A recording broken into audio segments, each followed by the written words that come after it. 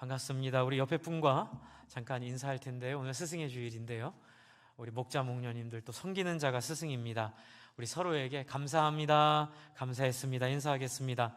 감사합니다, 반갑습니다. 또 처음 보시는 분들도 반갑게 여러분 맞이하시고 함께 해주시니 감사합니다.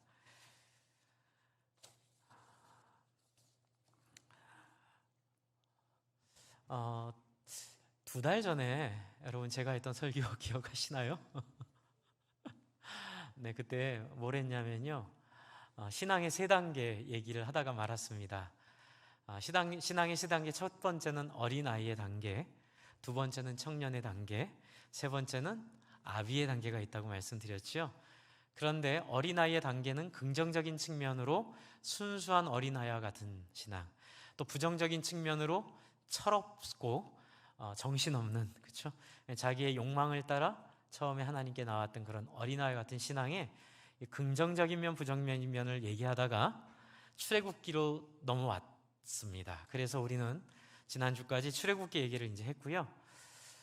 지난주부터 잠언으로 또 저희가 새벽기도 갔는데 마침 이 잠언의 말씀이 이 청년에 대한 말씀과 연결이 되기 때문에 약속했으니까 오늘 일단 요한일서 14절을 가지고 우리의 신앙의 두 번째 단계 청년에 대해서 좀 생각하면서 잠언으로 가보겠습니다. 한번 읽으셨지만 여러분 책갈피 같은 거 이렇게 하나 준비하셔서 붙여놓으시면 성경 보실 때 쉬워지니까는요.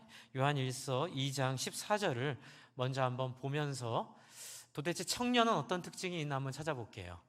여러분 청년은 어떤 특징이 있는지 한번 찾아보겠습니다. 14절을 통해서요. 한번 찾아보시죠, 여러분이. 힌트는 후반부에 청년들아 이렇게 돼 있거든요. 청년들아, 내가 너에게 쓴 것은 어떻다고요? 첫 번째, 너희가 강하다. 두 번째는 하나님 말씀이 너희 안에 거하신다. 세 번째는 그래서 너희가 흉악한 자를 이겼다. 요 세 가지 특성입니다. 어린 신앙의 특징은 순수하고 그리고 항상 기쁘고 기대감 가운데 있는 거지만 청년의 신앙은 강한 거예요. 이렇게 얘기하니까 오해가 있을 수 있어요. 센 겁니까? 센 게 아니에요. 센 것과 다른 강한 거예요. 센 거는 사람들에게 상처를 줘요. 말이 세거나 성격이 세거나 자기 주장이 센 것은 청년의 특징이 아니고요. 강한 거예요. 그런데 이 강함이 어떤 강함일까요? 그래서 시조를 하나 좀 제가 읽어드릴게요. 이 강함을 설명하기 위해서요. 이 강함이 어떤지. 까마귀 노는 곳에 백로야 가지 마라. 희고 흰 깃에 검은 때 묻힐세라. 진실로 검은 때 묻히면 씻을 길이 없느니라. 이 시는 선우당 광해군 시절 동생에게 벼슬 하러 가지 말라고, 그렇죠? 거기는 다 까마귀들 놀고 있는 동네라고 이제 권면했던 얘기인데요. 제가 이 얘기를 왜 했을까요? 강함과 이 시조가 무슨 관계가 있을까요? 여러분, 우리가 신앙생활을 할 때에 저런 생각을 할 때가 많아요. 까마귀 노는 곳에 백로야 가지 마라. 목사님, 교회는 내가 봉사하는 곳인데 왜 봉사하면서 그런 얘기를 들어야 돼요? 없는 시간 쪼개내고 굳이 안 써도 되는 돈 써가면서 아무것도 내가 사람들에게 받을 거 기대하지 않고 그렇게 사람들에게 진심으로 섬기는데 오해받고 상처 입고 진심을 왜곡당하고 때로는 대접받지 못할 때 이제 우리 마음에 어떤 마음이 들면 까마귀 노는 곳에 백로야 가지 말라, 이 생각이 드는 거예요. 우리 동호회 같은 거나 아니면 봉사활동도 마찬가지죠. 여러분, 관계없는 봉사는 굉장히 쉽습니다. 그것도 소중하고 귀하죠. 우리도 그거 할 겁니다. 하고 있고요. 후원하고 이렇게 노숙자들 가서 도와주고, 그 사람들은 우리가 일방적이니까 우리 말을 잘 들어요. 그런데 진짜 힘든 봉사 뭔지 아세요? 총무, 회장, 뭐 서기, 뭐 이런 거를 하면 관계가 생기거든요. 동등한 관계가. 그러면 그 안에서 참, 이런 표현 써서 죄송합니다, 더럽고 치사한 일이 많이 생기는 거예요. 차라리 직장과 관계가 있고 우리 자녀들의 앞날과 관계가 있으면 참아요. 학부모들이 그렇잖아요. 선생님들 다 참아내고, 물론 선생님들도 참아주시고, 서로 간에 굉장히 이렇게 내 삶에 꼭 필요한 부분이니까 굉장히 존중하고, 또 이렇게 선생님들을 굉장히 이렇게 높여드리고 섬겨내는 그 원동력에 뭐가 있냐면, 이 관계를 통해 우리 아이가, 스승의 날인데 말이 좀 이상해지네요.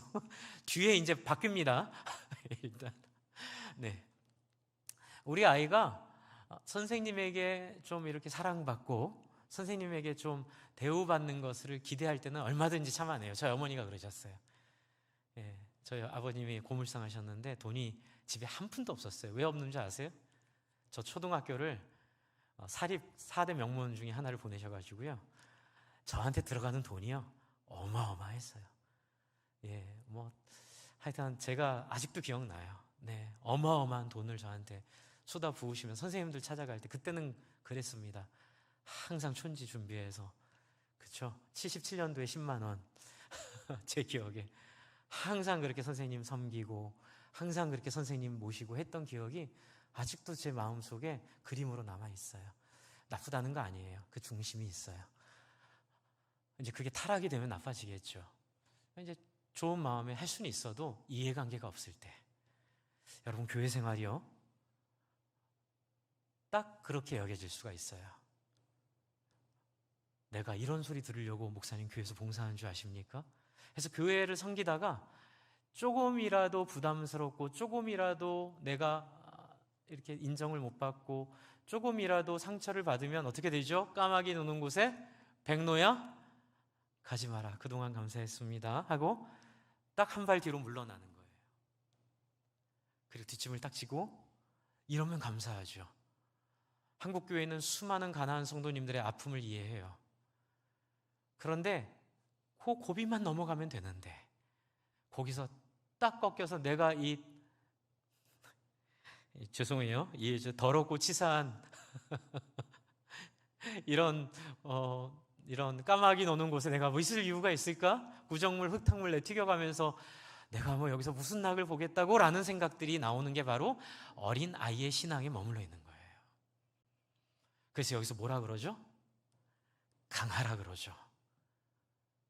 강함은, 제가 또 시조 하나, 이제 앞에 준비는 못했는데 제가 시조 하나 읽어드릴게요. 까마귀 검다하고 백로야 웃지 마라. 겉이 검은들 속까지 검을 쏘냐. 겉이고 속 검은 이는 너뿐인가 하노라. 조선 개국의 공을 세워 3등 공신이 된 이직이 지은 시입니다. 또 반대의 얘기죠. 까마귀 검다하고 백로야 웃지 말라. 다 똑같다는 얘기예요. 네. 그냥 우리가 비난하고 우리가 흉보는 그 상대편의 모습이 바로 내 모습인 거예요. 이제 그거를 인정하지 못하고 깨닫지 못하니까 그냥 뒤로 물러서서 구정물, 흙탕물 안 튀기는 자리에 있으려고 하는데, 성경은 우리에게 뭐라고 말하죠? 그러지 말라는 거죠. 너희가 강해라. 한번 따라해주세요. 버텨라. 버티는 거예요. 그 온갖 모욕과 수고와 오해와 수고로움들을 다 감당해내는 거예요. 그것을 품어내는 거예요. 이것은 아까 제가 말씀드린 것처럼 센 걸 의미하지 않습니다. 센 게 아니라 이것은 확신에서 나오는 행동이에요. 왜요? 예수님이 그렇게 하셨기에. 그 이유는 아주 분명해요. 이렇게 버티는 이유는 12절을 한번 볼게요. 요한 1서 2장 12절 앞에 한번 보여주세요. 네, 1서 2장 12절 위에 있으니까 한번 여러분 읽으실 수 있죠? 같이 한번 읽겠습니다. 그 이유가 여기 있습니다. 시작. 자녀들아, 내가 너희에게 쓰는 것은 너희 죄가 그의 이름으로 말미암아 어떻게 되었다고요? 사함을 받았느니라. 핵심은 그의 이름으로 말미암아 사함을 받은 죄 때문에 우리가 버티는 거예요. 구정물, 흙탕물 튀는 거 마다하는 이유는 딱 하나예요. 한번 같이 해볼까요? 예수도 나를 위해 그리하셨기에. 그래서 예수님이 제자들을, 제가 아까 전에도 기도했지만 발을 씻기셨는데 누구의 발을 씻기셨어요? 가룟 유다의 발을 씻기셨어요. 저는 그렇게 못할 것 같아요. 다 아는데 어떻게 그렇게 해요? 저 인간이 나에 대한 어떤 태도를 갖고 있는지 다 아는데 어떻게 그렇게 해요? 그래도 예수님은 끝까지 가룟 유다를 섬겨주세요. 발을 씻겨주시고. 근데 가룟 유다가 예수님 배반한 이유 중에 하나가 그거거든요.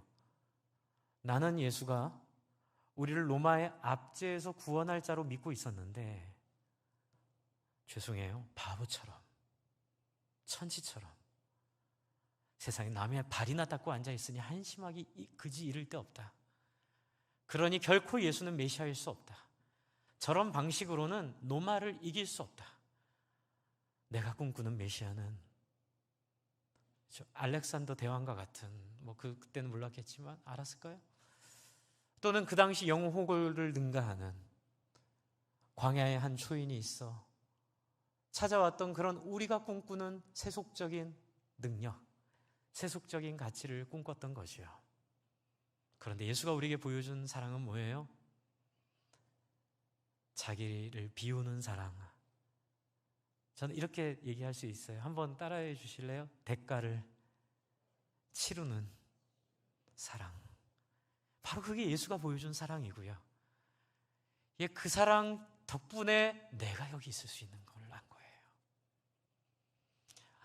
어린 신앙이 어렸을 때는 하나님 통닭하면 통닭이 와야 되고, 하나님 여기 아파요 그러면 여기가 풀려야 되고, 하나님 내가 돈이 필요하면 돈이 생겨야 되는데, 우리 지난주에 출애굽 봤잖아요. 그런데 하나님이 처음에는 그렇게 달콤한 캔디처럼 우리에게 다가오셨다가 어디로 인도하세요? 광야길로 인도하세요. 홍해 앞으로 우리를 데리고 가세요. 그러면서 그 앞에서 하나님이 어떤 분인지 경험하게 하도록 중요한 게 이거예요. 세속의 때를 확실하게 벗겨내도록 거기서 애굽 사람들을 눈앞에서 어떻게 해요? 수장시켜 버리세요. 예수의 십자가 바로 그런 겁니다. 저는 지난주에 이제 잠언 조금 있다가 같이 나눌 텐데요. 잠언 7장, 8장을 묵상하다가 정말 소름 끼치게 놀랐어요. 여러분 7장에는 이 음녀가 나와요. 음녀가 길모퉁이에서 남자들을 꼬셔요. 그런데 뭐라고 꼬시냐면 종교적으로 꼬셔요. 서원한 화목제를 드렸으니 이제 다 했다 내 할 일을. 그러니 이제 내 집으로 들어와 나와 함께 즐기자. 마치 요한 1서에 싸웠던 이단들처럼 예수만 믿으면 천국관이 됐고 내 삶은 어차피 죄 짓는 인생이니 어쩔 수 없다 이러면서 말은 어쩔 수 없다고 하지만 뭐 하고 싶은 거예요? 세속적인 가치관, 애굽의 그 수장된 사람들과 같이 살고 싶은 거예요. 이제 그렇게 유혹하는 거예요. 그 음녀가. 근데 남편이 있는 거예요. 남편이 멀리 갔는데 안 온댄다. 그러니 내 집에 들어와 함께 즐기자. 이렇게 유혹하거든요. 거기에 뭐라고 하죠? 따라가지 말라 그러죠. 그리고 8장에 제가 소름이 끼쳤어요.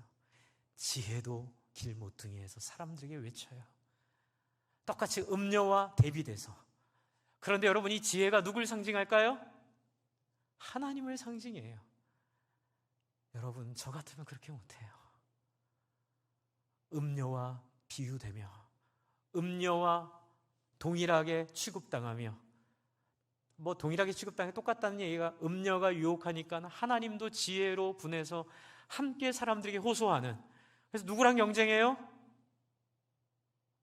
음녀랑 경쟁하는 그림을 그리면서까지도 내 옷에 흙탕물 구정물 튀는 거 구별하지 않으며 어떻게 하기만 할 수 있으면, 사람들을 구원해낼 수만 있으면, 사람들을 살릴 수만 있다면 자기 하나 아까워하지 않고 아낌없이 내어주는 그 하나님의 모습의 실체가 예수 그리스도의 십자가예요. 그래서 지금 12절, 자녀들아 내가 너에게 쓰는 것은 너희 죄가 그의 이름으로 말미암아 사함을 받았기 때문이다. 여러분이 이 은혜를 아시나요? 이 하나님의 은혜를 아시나요? 이 하나님의 사랑을 아시나요? 그러나 이 사랑은 결코 우리로 세속적으로 누리게 하기 위한 사랑이 아니에요. 너무나 많은 사람들이 하나님을 이용해요. 너무나 많은 사람들이 하나님을 속여요. 말로는 하나님을 막 구하지만 그 머릿속엔 계산이 있어요. 애굽의 영광을 하나님 때문에 한번 누려보고 싶은 거예요. 그러다 보니 우리 안에 있는 자존심이나 우리 안에 있는 마음이 조금이라도 상처를 받으면 그렇게 반응하는 거예요. 어떻게? 어린아이처럼 삐져서 떠나고 교회 안 나오고 교회 안 다니고 신앙을 뭐 꼭 교회 나가서 예수 믿어야 믿나? 그냥 이렇게 영상 보면서 예배하면 믿지. 절대로 변하지 않습니다. 영상만 보고 믿는 건 성육하지 않은 신앙이에요. 이 자리에 와서 상처도 받고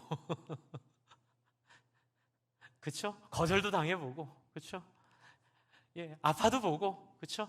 더럽고 치사한 것도 경험해보고 내 진심이 왜곡도 돼봐야 비로소 예수님의 자리를 경험할 수 있게 될 줄을 믿으시기 바랍니다. 버티라는 거예요. 청년의 신앙은 버티는 거예요. 버티면 어떻게 될까요? 버티면 14절, 너희가 강하고 두 번째가 하나님의 말씀이 너희 안에 거하시면, 우리가 버티는 것으로 끝나면 안 돼요. 버티면서 어떻게 해야 돼요? 하나님의 말씀으로 우리를 해석하고 하나님의 말씀으로 우리를 드려야 돼요. 그런데 많은 사람들이 이 부분을 오해해요. 그래서 오늘 잠언을 얘기하려는 거예요. 많은 사람들이 하나님 말씀을 1 더하기 1은 3 이런 식으로 교리적으로만, 교리가 중요합니다. 그러나 하나님의 인격이 없는 교리는 우리를 화석으로 만들어버려요. 하나님의 관계가 없는 교리는 우리를 종교주의자로 만들어버려요. 하나님은 교리 위에 계심을 믿으시기 바랍니다. 어떤 교리로도 하나님을 가둘 수 없어요.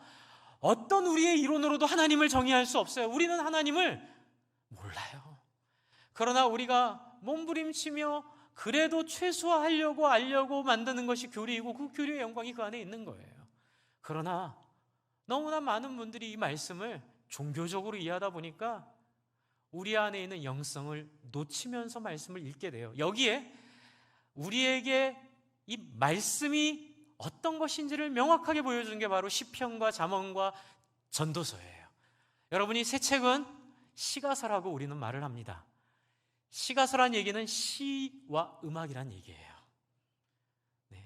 그래서 제가 비처럼 음악처럼 신앙생활 그 얘기를 자주 하는데, 여러분 왜 시를 하나님이 통해서 우리에게 말씀을 전하셨을까요? 제가 고민을 많이 해봤어요. 왜 시를 통해서 하나님이 우리에게, 그리고 시편이 더 우리에게 주는 인사이트가 강하거든요. 이게 뭘까? 어떤 분이 그런 얘기를 하시더라고요. 시는 짧은 글귀 속에 정직하고 진실하고 깨끗한 영혼을 담아내는 도구다. 왜요? 뭘 꾸며내려고 하면 말이 많아져야 돼요. 설명을 많이 해야 돼요. 막 사람들 설득해야 돼요. 힘이 들어요. 그런데 시는 뭐예요? 저와 여러분 안에 있는 하나님의 성품을 자극하는 통찰력. 많은 말이 필요 없는 한마디 말로 우리에게 주어지는 강렬한 메시지가 바로 시더라고요. 그래서 잠언으로 한번 가볼게요. 여러분 성경 여기다가 한번 접어놓고 가세요. 여러분 책갈피 있죠? 요한 1서 거기다 책갈피 꽂아놓으시고 좀 이따 마지막에 와야 됩니다. 잠언 1장으로 가시면 1장 1절, 다윗의 아들 이스라엘 왕 솔로몬의 잠언이라. 이건 뭐냐면 솔로몬이 구했던 지혜의 결과로 하나님이 이 솔로몬에게 준 놀라운 통찰을 담은 책이라는 의미예요. 그래서 어떻게 말씀으로 우리가 강해질까, 어떻게 말씀을 대할까에 고민을 할 때 우리는 이 잠언이 주고 있는 통찰을 좀 배웠으면 좋겠는데요. 아까 시라고 말씀드렸죠?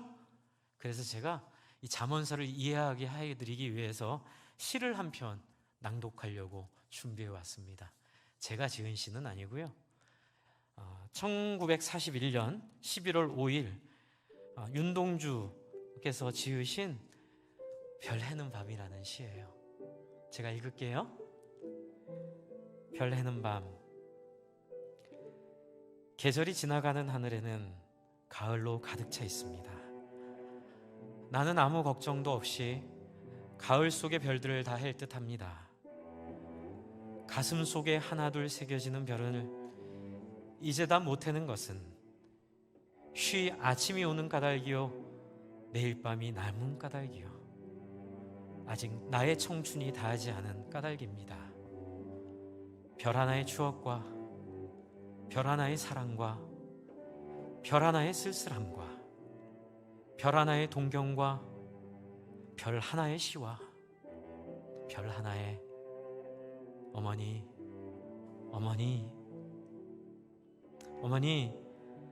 나는 별 하나의 아름다운 말 한마디씩 불러봅니다. 수학교 때 책상을 같이 했던 아이들의 이름과 패, 경옥 이런 이국 소녀들의 이름과 벌써 아기 어머니 된 계집애들의 이름과 가난한 이웃 사람들의 이름과 비둘기, 강아지, 토끼, 노새, 노루, 프랑시스 잼, 라이너 마리아 릴케 이런 시인의 이름을 불러봅니다. 이네들은 너무나 멀리 있습니다. 별이 아스라이 멀듯이. 어머님, 그리고 당신은 멀리 북간도에 계십니다. 나는 무엇인지 그리워 이 많은 별빛이 내린 언덕 위에 내 이름자를 써보고 흙으로 덮어버리었습니다. 나는 밤을 새워 우는 벌레는 부끄러운 이름을 슬퍼하는 까닭입니다. 그러나 겨울이 지나고 나의 별에도 봄이 오면 무덤 위에 파란 잔디가 피어나듯이 내 이름자에 묻힌 언덕 위에도 자랑처럼 풀이 무성할 거외다. 1941년 11월 5일 윤동주. 좋죠? 여러분, 좋은 이유가 뭘까요? 바로 윤동주의 삶이 여기 있기 때문에 그래요. 제가 지난주에 말씀드린 것처럼 작가 김훈 씨가 말했던 것처럼 그렇죠. 글 쓴 이 문학은 속임으로 안 돼요. 한 인간 속에 있는 오랜 시간 쌓아왔던 삶과 중심과 인생의 실천들 속에서 겪게 됐던 많은 인생의 진액들이 녹아서 그것이 짧은 언어로, 그것이 명징한 언어로 드러날 때에 비로소 그것이 우리에게 주는 힘이 있습니다. 잠언서 1장 2절을 한번 보세요. 솔로몬의 잠언을 이렇게 설명합니다. 지혜와 훈계를 알게 하며, 바로 이 부분이에요. 여러분, 하나님은 우리에게 이렇게 말씀하세요. 아는 것이 신앙이 아니라고요. 듣는 것만이 신앙이 아니라고요. 그것은 지혜에 머무는 거예요. 그런데 2절에 뭐라 그러죠? 지혜와 무엇을?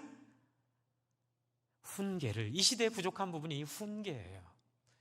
여러분, 옛날에 책이 없고 여러분 라틴어로만 성경을 읽을 때는 지혜도 부족했어요. 그러나 하나님의 섭리 가운데 종교개혁의 역사를 통해 우리에게 이제는 다양한 언어로 주어진 성경을 자기의 해석을 따라 읽을 수 있는 너무나 탁월한 시대에 살고 있는데, 문제는 머리만 커졌지 우리의 몸이 커지지 않은 거예요. 아는 건 많은데 상처만 주고, 신앙은 좋은데 부담스럽고, 도대체 따라 살고 싶은 모습 하나도 없는 모습으로 구원받았다고 말하는 사람들의 모습 속에 지금 예수를 모르는 이 세속계에 사는 사람들은 매력을 하나도 못 느껴요. 왜 너희들을 보고 내가 예수를 믿어야 돼? 왜 너희들의 입만 무성한 말잔치를 듣고 나보러 어떡하라는 거야? 그런데 우리는 그걸 모르고 막 예수 안 믿는 사람들 비난해요. 구원받지, 아니에요. 구원받지 못한 게 아니라 우리가 가분술해서 그래요. 그래서 시인은 오늘 우리에게, 또 윤동주는 오늘 우리에게 알려주고 있는 거 하나 있어요. 뭐예요? 지혜와 함께 무엇이 가야 돼요? 훈계가 가야 돼요. 훈계는 뭘까요? 여러분 2절에 보시면 훈계를 알게 하며, 그리고 명철의 말씀을 깨닫게 하며, 그렇죠. 이 잠언의 역할을 얘기하고 있는데, 잠언을 통해서 우리에게 지식만이 아니라 삶을 전해주겠다고 얘기하고 있어요. 여러분, 고고하게 앞에 서가지고 무엇이 옳다라고 말하는 것이 신앙이 아니라 실제로 구정물, 흙탕물 튀기는 그 곳에 뛰어들어가 사람들을 살려내고 사람들과 함께 호흡하고 내가 믿는 예수가 누구인지를, 이 땅에 그분이 오셔서 어떻게 사셨는지를 보여주도록 하나님은 우리에게 초대하고 계세요. 그게 바로 훈계예요. 이 훈계는 3절을 보세요. 3절에 같이 한번 읽을까요? 3절이 너무너무 중요해요. 이 잠언서를 이해하는데 3절이 또 하나의 키 구절인데요. 같이 읽습니다. 시작. 지혜롭게, 공의롭게, 정의롭게, 정직하게 행할 일에 대하여 훈계를 받게 하며. 여러분, 훈계는 어떤 거라고 여기서 설명하고 있죠. 앞에서 지혜와 훈계를 알게 한다고 말해놓고 명철의 말씀을 통해서 해야 될 훈계의 본질이 뭐라고 얘기하고 있죠? 여러분이 3절에서 가장 이 시대에 필요한 단어를 하나 찾아보세요. 제가 이제껏 강조했던 단어를 한번 찾아보세요. 어떤 단어예요? 지혜롭고. 여기까지는 많은 사람들이 얘기해요. 지혜롭게. 아, 목사님 이해합니다. 우리 지혜롭게 해서 우리 아이들 하버드에 보내고 뭐 예일에 보내고 그냥 막 교회에서 막 그냥 뭐라 그래요? 막 나오고 막 우리 교회는 뭐 검사가 몇 명이고 판사가 몇 명이고 의사가 몇 명이고 뭐 변호사가 몇 명이고 뭐 재벌이 몇 명 다니고 막. 아니에요. 그 얘기 아니에요. 잘못하신 거예요. 뒤에 뭐라고 돼 있죠? 지혜롭게. 이제 히브리어 원문에는 이게 분리되어 있어요. 지혜로움을 뒤에 세 단어가 설명해요. 첫 번째, 공의롭고, 정의롭고, 정직함이에요. 여러분, 하나님은 저와 여러분의 소유에 관심이 없으세요. 하나님은 저와 여러분이 서 있는 위치에 관심이 없으세요. 하나님의 목적과 꿈은 뭐죠? 저와 여러분이 품고 있는 중심, 그것이 공의에 관심이 있고 정의에 관심이 있고, 그리고 마지막엔 뭐라고요? 정직함이에요. 솔직함이에요. 꾸미지 않는 모습이에요. 다른 사람 앞에 나를 꾸며내지 않고 있는 모습 그대로를 나를 보여주는 그런 아름다운 모습이에요. 한국 사회는 아직 기독교 역사가 길지 않고 또 극단적인 전쟁과 기근 속에 예수를 믿었기에 우리 안에 먹고 사는 문제 한이 많아. 이 부분이 잘 정립이 안 됐지만 뭐 죄도 많이 짓고 실수도 많이 한 서구 기독교의 역사가 잘못도 했었지만 그래도 그 안에 하나님의 은혜로 주신 문화가 하나 있어요. 그건 뭐냐면 남이 나를 어떻게 보느냐에 너무 많이 신경 쓰지 않는 것. 제가 영국에도 있어봤고 호주에도 있어봤는데 제 재수 씨가 호주 사람입니다. 제 재수 씨가 영국 바스에서 이민 간 호주 가족이에요. 그래서 이제 호주 가면 제 재수 씨 가족이, 여러분 저는 그렇게 가족적인지 몰랐어요. 서구 사람들이 우리 못지않게 너무너무 가족에 대한 애정이 커요. 그래서 저를 친가족처럼 대해줬어요. 호주에서. 근데 그분들과 많이 교제하면서, 그 가족들이 많거든요. 많이 교제하면서 제가 놀란 게 뭐냐면 그렇게 신앙이 탁월하게 좋지도 않은데 남이 보는 게 뭐가 중요하냐? 내 내면이 중요하고 내 삶이 중요하지. 그래서 굉장히 서로를 인간으로 존중해 주는 문화를 봤어요. 여러분, 그게 바로 기독교 문화예요. 우리 한국교회가 놓쳐버린, 한국 들어오면 너무 불편한 게 하나 있어요. 뭐냐면 이제 추리닝 입고 나가고 싶거든요. 머리 막 이렇게 떠도 그냥 잠깐 나가고 싶은데 호주랑 영국에서는 그렇게 했거든요. 왜냐하면 다 그렇게 사니까.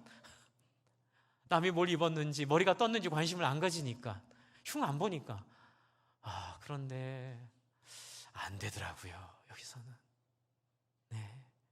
뭔가 우리 안에 있는 이 뭔가 우리를 좀 이렇게 위선적으로 만드는, 여러분, 정직함이에요. 그냥 있는 모습 그대로. 그래서 저희가 아는 목장이 소중한 거 아시죠? 원로 목사님이 2006년부터 우리 교회를 이 목장교회로 잘 세워오셨는데 이 목장이 그래서 소중해요. 목장 안에선 자랑할 것도 부끄러울 것도 없죠? 네. 그냥 내 안에 있는 내 모습 그대로, 있는 모습 그대로 목자와 나누고 목원들과 함께 나누며 그냥 부족하면 부족한 대로, 있으면 있는 대로, 없는 사람 더 채워주고, 그렇죠? 있으면 더 많이 나눠주고, 이렇게 함께 같이 어울려 사는 그 진실함, 정직함이 바로 이 안에 있는 거예요. 그런데 여러분, 여기서 제일 중요한 단어가 뭘까요? 바로 행한 일이에요. 행한 일. 행한 일이 이 시대 한국교회에 너무너무 중요한 포인트예요. 목사님 행위를 강조하는 것인가요? 아이고, 해산말미잘 멍게같이 바보 같은 얘기예요. 그 얘기 아니에요. 여러분, 성경은 얘기하고 있습니다. 아는 것과 행동은 같다고요. 믿으십니까? 아는데 행동하지 못하는 법은 없어요. 행동하지 않는 건 아직 모르는 거예요. 행동하지 않은 건 아직 깨닫지 않은 거예요. 행동하지 않은 건 주님이 필요하다는 상징이에요. 그거 가지고 주님, 저 주님 필요합니다 이러면 되지. 그거를 그냥 이게 구원받았네 안 받았네 다투고 있을 시간이 어디 있어요. 그냥 하나님, 나는 참 남을 섬길 마음도 없고 내 욕심에 늘 사로잡혀 있고 늘 이렇게 꿈꾸는 것이 참 내 영광만 꿈꾸고 있는데 하나님, 나는 내 안에 이 지혜와 훈계가 있지 않습니다. 그리고 다시 예수님을 영접하면 되죠. 다시 예수님을 영접하면 되잖아요. 그거 갖고 예수님을 영접했네 안 했네, 구원받았네 안 받았네, 그러고 있어요. 그냥 하나님 앞에 인정하고, 예수님 절 도와주세요. 그렇게 됐을 때 여러분 안에 예수님이 기꺼이 오셔서 함께 하실 줄을 믿으시기 바랍니다. 잠언서 8장에도 그 얘기가 나와요. 지난주 금요일날 설교 나눴는데요. 여러분, 금요일 설교 좀 들어주세요. 그럼 주일날 설교 이해하기가 좋아요. 네, 거기에 하나님은 나를 사랑하는 자를 내가 사랑하고 나를 찾는 자를 내가 찾겠다, 이렇게 얘기하고 계세요. 여러분, 하나님 편한 분이세요. 그냥 안 되면 안 되는 대로, 되면 되는 대로 그렇게 인정하는 게 행함의 시작인 줄을 믿으시기 바랍니다. 여러분, 그래서 이 3절에 훈계를 얘기하고 있어요. 우리에게는 이 신앙의 훈계가 너무너무 필요해요. 그런데 이 신앙의 훈계가 뭘까요? 꼰대가 아니에요. 라떼가 아니에요. 라떼는 이렇게 얘기하는 게 아니에요. 이 훈계를 가장 잘 보여줄 수 있는 영상을 하나 제가 준비해 갖고 왔는데, 이제 설명을 좀 드리자면, 제가 지난번에 말씀드린 자산 어보의 영상을 근데 이게 이제 공개된 그림만 가지고 만들다 보니까 우리 이기준 집사님도 애써주셨고, 근데 이제 제가 어젯밤에 좀 넣고 싶은 구절이 하나 있어요. 그건 뭐냐면, 여러분, 스포입니다. 이제부터 스포일러입니다. 여러분, 싫은 분은 귀를 막으세요. 알잖아요. 정약종이 죽습니다, 섬에서. 그건 역사적 사실이죠. 죽었는데 이제 이 창대라는 제자가 선생님의 뜻과 다른 길을 갔어요. 그래서 출세의 길로 갔다가 돌아옵니다.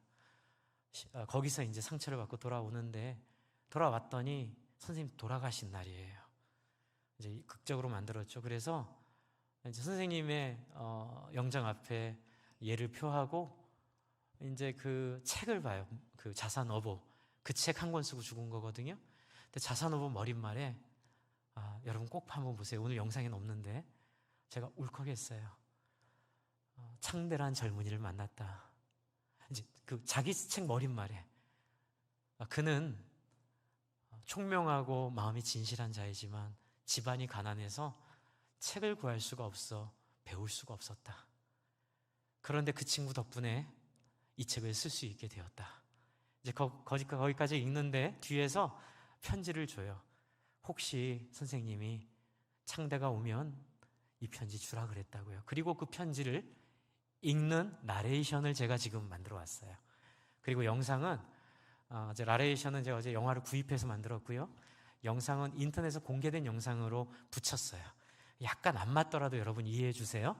근데 제 나름대로는 우리 이기준 쌤 도와주셨고 제 나름대로 열심히 만든 거니까 한번 그 나레이션을 중심으로 이제 창대한테 주는 메시지인데, 거기에 이 잠언 3절에 훈계가 무엇인지가 나와요. 한번 같이 듣겠습니다. 네. 사실 저는 저 영상 자산업을 보며 30년 전 저를 받아주신 선생님 생각이 났어요. 그분은 지금은 실패하셨어요. 사람들이 그분의 실패를 보고 다들 아파하고 있어요. 그러나 그때는 모르셨거든요. 근데 그 선생님이 저를 너무너무 사랑해 주셨는데, 제가 아직도 기억나는 그 말이 있어요. 승준아, 나는 서울대학을 졸업한 지식이 많고 영어를 잘하는 탁월한 학생을 제 첫 번째 제자로 삼기로 기도했지만 하나님이 너를 주셨다. 제가 아침에 제 아내한테 얘기했는데, 너는 공부도 못하지만 길거리 동명이 같은 존재지만 네 안에 참이 있더라. 죄송합니다, 제가 저를 그렇게 얘기해서. 그래서 그걸 보시고 저를 정말로 아낌없이 섬겨주셨어요.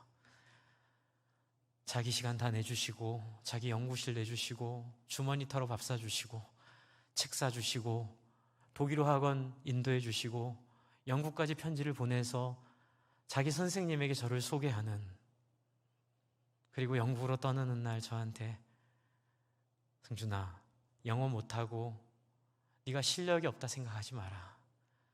하나님 앞에 네가 누구를 위해 살지를 깨닫게 된다면 하나님은 탁월하고 지식 있는 사람들을 부끄럽게 할 길가의 돌멩이로서 너를 쓰실 거야. 가라. 최선을 다해라. 살아계신 하나님이 너와 함께 하실 것이다. 여러분, 저는 이 자산어보를 보면서 그 정약전으로 묘사된 그 선생님이, 물론 이거는 그 자산어보에 있는 첫 줄을 가지고 상상력으로 만든 거지만, 그 제자를 끝까지 포기하지 않고 기다리는 그 섬김, 나를 버리고 갔다고 화내지 않고 그와 함께 누렸던 그 우정, 저는 이 편지가 너무 좋은 게요, 자산어보의 첫머리에도 자기 제자에게 영광을 돌리고, 이 편지에도 창대야, 내가 처음 흑산에 왔을 때 무서웠다. 그러나 너를 만나고 나서 이 흑산이 흥미로운 섬이 되어 아름다운 검은색 자산이 되었단다. 유배에 올 때 내 모든 흥미를 잃어버리고 왔지만 너로 인하여 내가 이 땅에서 희망을 찾았다. 고맙다. 그리고 뭐라 하죠? 창대야, 학처럼 사는 것도 좋다마는 구정물, 흙탕물마다 않는 자산 검은색 무명천으로 사는 것도 뜻이 있지 않겠느냐. 여러분, 지금 잠언서가 그 얘기하고 있는 거예요. 화려한 인생, 성공하는 세속적인 삶 속지 말고, 여러분 7절에 뭐라고 되어 있죠? 1장 7절을 한번 읽겠습니다. 1장 7절로 한번 갈게요. 같이 한번 읽을게요. 잠언서 1장 7절 시작. 여호와를 경외하는 것이 지식의 근본이거늘 미련한 자는 지혜와 훈계를 멸시하느니라. 여러분, 인생의 행복은 화려한 학처럼 사는 데 있지 않습니다. 인생의 기쁨은, 보람은 더 많이 벌어가지고 떵떵거리며 사람들을 좌지우지하는 데 있지 않아요. 인생의 기쁨은 다른 사람을 섬기는 데 있음을 믿으시기 바랍니다. 왜요? 여호와를 경외함이 지식의 근본이거늘. 도대체 여호와를 경외함이 무엇입니까? 내가 너에게 본을 보였노니 너희도 나처럼 하게 하기 위하여 내가 본을 보였노라. 바로 그 여호와를 경외함은 하나님의 소원 이루어드리는 삶인 줄 믿으시기 바랍니다. 하나님이 좋아하는 걸 좋아하게 되고, 하나님이 꿈꾸는 걸 꿈꾸게 되고, 내 영광과 내 성공은 눈에도 들어오지 않게 되며, 내가 좀 잘 되든 못 되든 그건 중요하지 않고, 오직 내가 사랑하는 그 하나님의 소원만 이룰 수 있다면, 흑산도이든 제주도이든 꼭 뉴욕이나 런던이나 강남이 아니더라도 하나님이 나를 있는 곳, 그곳에서 나에게 주신 사람들에게 최선을 다하며 우정을 쌓고 사람을 환대하고 사람을 살리는 그 빛나는 가치, 영광스러운 하나님의 꿈을 따라 사는 삶으로 나아가는 것이 바로 지혜인 줄을 믿으시기 바랍니다. 시편 1편에는 그래서 이렇게 말하고 있습니다. 복 있는 사람은 악인들의 꾀를 따르지 아니하며 죄인들의 길에 서지 아니하며 오만한 자들의 자리에 앉지 아니하고, 같이 한번 읽을까요? 시작. 오직 여호와의 율법을 즐거워하여 그의 율법을 주야로 묵상하는 자로다. 아멘.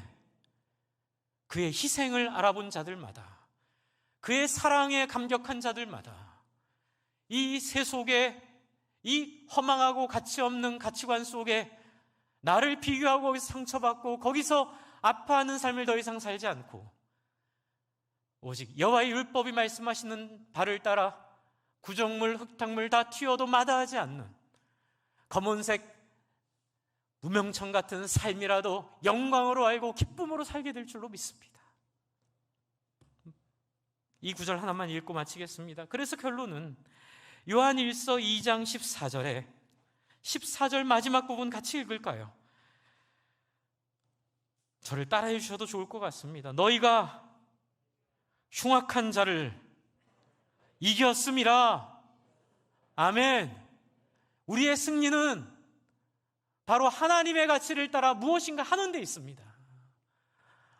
손해보는 자리에 한번 가보는 데 있고 무엇인가 내려놓아 본 적이 있는 삶, 누군가를 위해 희생해 본 적이 있는 삶, 하나님 때문에 남들 다 아는 돈 뻔히 보이는 그 길로 가지 않고 영혼 섬기고 사랑하여 다른 사람들에게 조롱받아도 거기에 개의치 않고 내 안에 있는 그 뿌듯함으로, 내 안에 있는 영광으로 살아가는 사람이 영원히 살게 될 줄로 믿습니다.